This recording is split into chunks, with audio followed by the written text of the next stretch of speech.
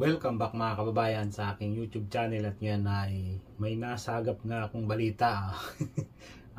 Chismis na naman tayo. May nasagap nga akong balita na may ibang Pinoy na nagsasabi dito na hindi na raw kukuha ng mga Pinoy na EPS worker galing sa Pilipinas. At ang masasabi ko dyan ay yung iba siguro. Pero hindi lahat. Siguro sa mga 100 na company dito sa South Korea, ay mayroong isa o dalawa na company na hindi talaga kukuha na ng Pinoy. Alam niyo kung bakit? Kasi nga, depende sa sitwasyon.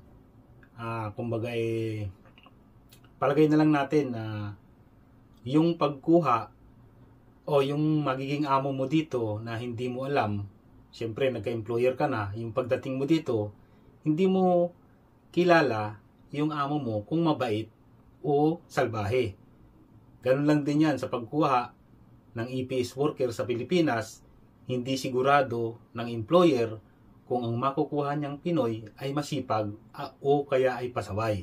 Kaya ika nga ay swertihan lang din ang pagkuha ng EPS factory worker galing sa Pilipinas at swertihan lang din ang pagpunta mo dito kung mabait o salbahe yung magiging amo mo. At tungkol dyan sa usapin na yan na hindi na nga kukuha ng mga EPS worker na galing sa Pinas, ito ang masasabi ko dyan mga kabayan. Meron talagang company dito na hindi naman talaga kumukuha ng mga EPS worker na galing sa Pilipinas, ng mga Pinoy. At meron din naman dito na company na Pinoy lang talaga ang kinukuha. Katulad dito sa company ng amo ko. Ayaw niya ng ibang lahi.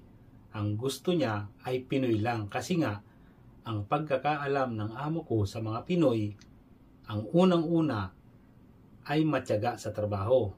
Pangalawa, masipag. Pangatlo ay madaling matuto. Kaya, Pinoy lang talaga ang kinukuha niya. Tapos, meron namang mga company dito sa South Korea na halo-halo at iba't ibang lahi ang mga trabahador. Sa ibang company, katulad dun sa kumpare ko, ang mga trabahador dun ay may Cambodian, may Pinoy, may Chinese, may Thailander, may Vietnamese. Kaya hindi pare-pareho ang mga kinukuha ng mga company dito sa South Korea. Galing sa 15 yata na bansa yung pinagkukuhanan ng mga EPS worker na papunta dito sa South Korea. Hindi lang tayo maraming bansa ang pinagkukuhanan nila ng EPS factory worker. Sabi ng iba na nandito nga na yung palagay natin sa company daw nila ay hindi na kukuha ng Pinoy kasi nga yung nakuhang Pinoy ay pasaway. Meron talagang mga ganyan. At hindi lang naman tayo, hindi lang naman mga Pinoy ang may pasaway. Mas marami pa nga sa ibang bansa na pinagkukuhanan ng EPS worker. Hindi lang naman tayo may ng ganyan na tamad. Meron talagang mga Pinoy na tamad. Aminin na natin yan. Kasi marami na akong napasukan na pabrika sa Pilipinas, hindi talaga nawawala yang pasaway at tamad. Pero hindi lang tayo ang may mga worker na galing sa ibang bansa na tamad. Mas marami pa nga sa ibang bansa ang tamad. Natin masisisi yung ibang employer dito o company dito sa South Korea na hindi na nga kumuha ng mga Pinoy. Kasi nga, yung nakukuha nilang mga Pinoy ay sablay. Katulad na lang halimbawa sa sitwasyon yung kakilala ko na taga-Busan. Ang nangyari kasi doon, kaya gusto niya magpa-release, kung tutuusin, wala namang nilalabag na batas yung company nila. Ang gusto lang talaga niyang mangyari ay umalis na doon sa company niyon kasi nga, dati malakas yung company nila. Laging may overtime. Ang nililinis niyang sweldo ay, linis na yun 2.7 million won. Linis na. Awas na lahat ng kaltas. Yun ay tumataginting na 110,000 pesos sa pera natin. Laki nun. Kaya nga, tapos ang nangyari doon, kaya gusto na niyang umalis, nawalan nga ng overtime. At humina nga. Overtime lang ang nawala. Pero hindi naman totally talaga wala. Minsan, nagkakaroon pa rin. Ang nangyari kasi doon, ang nasanay siya na malaki lagi ang sinesweldo. At ang kinatuwiran nga niya ay yung bahay niyang pinapagawa na up and down, may second floor. Hindi nga natatapos, gawa ng humina nga. Itinigil niya. Kaya ang gusto nang mangyari ay umalis na doon sa company at humanap ng company na malakas ang overtime. Yun ang mahirap. Kaya ang ginawa niya, kasi kung magpaparelease siya, ayaw siyang payagan ng amo niya. Kasi nga, ang unang-una doon sa trabaho niya, ay mahirap talagang matutunan yung trabaho niya. Hindi mahirap yung, hindi mabigat. Hindi mabigat yung trabaho niya. Magaang lang, pero mahirap matutunan. Kaya nga yung amo niya, kahit gusto siyang payagang i-release, ayaw. Kasi nga, mahirap kumuha ng tao at mahirap matutunan yung trabaho. Hindi mabigat. Hanggang sa ang ginagawa na niya, yun yung technique ng karamihang mga Pinoy dito para i-release yung ginagawa ay nagtatamad-tamaran, yun, hindi pumapasok. Ganun yung ginagawa ng kakilala ko ng taga-Busan. Nagtatamad-tamaran, hindi pumapasok. Hanggang sa nakulitan na rin yung amo, pinayagan na rin siyang i-release. Ngayon, sa sitwasyon na ganyan, sino ang may pagkakamali? Di ba?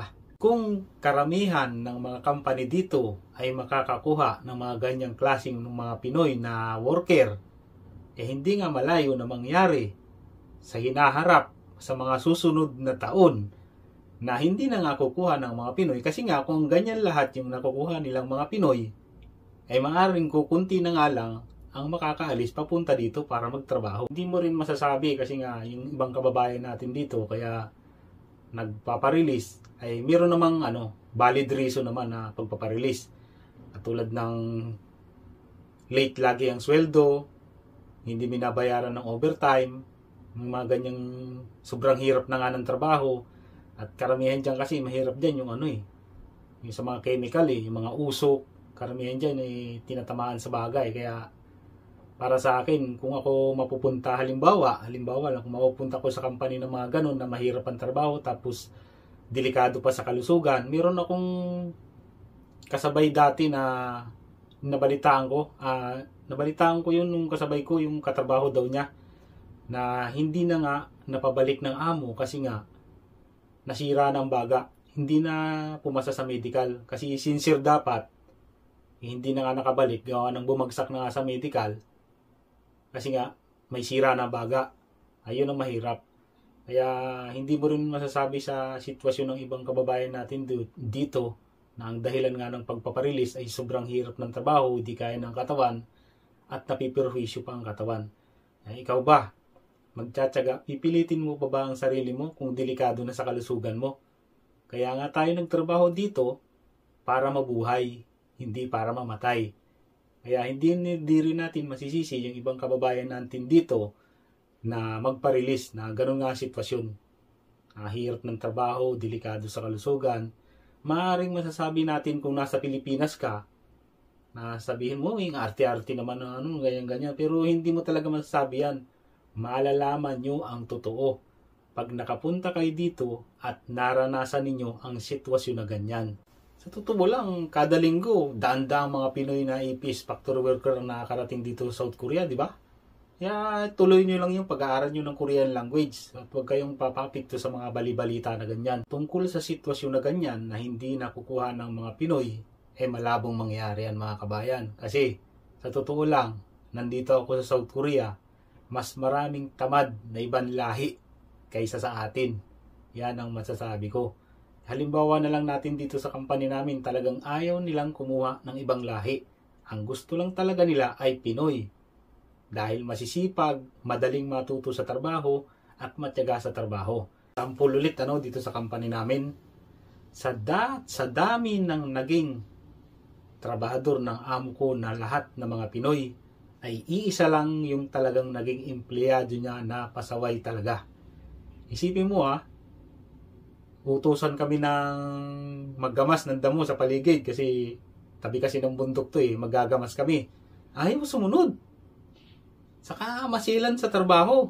Kaya sa mga ganun, sa amo ko kasi, naniniwala siya na hindi naman lahat perpekto.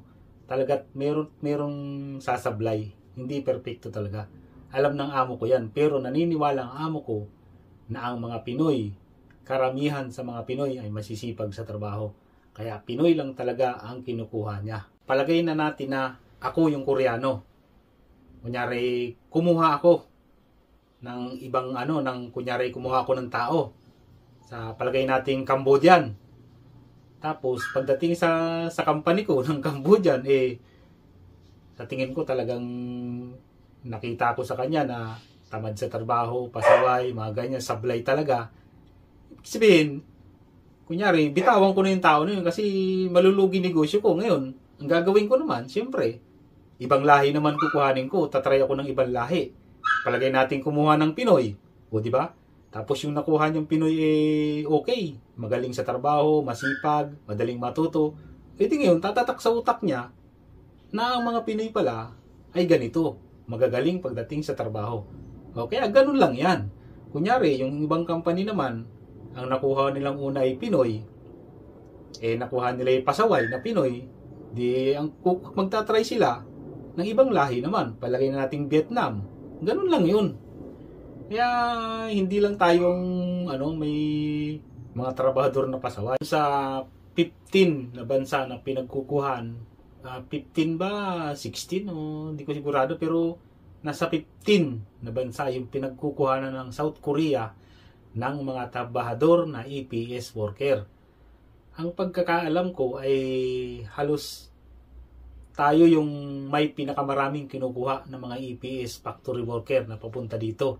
Tayo yung Pilipinas ay isa sa maraming EPS factory worker na kinukuha para magtrabaho dito. Hindi ko lang alam kung nasa number 3 o number 4 tayo sa number ng dami ng kinukuha ng mga EPS factory worker. Hindi ako sigurado dyan pero marami talagang kinukuha sa atin. Kung nag-aaral ka man ngayon ng Korean language dyan sa Pilipinas, ay ipagpatuloy mo lang yan.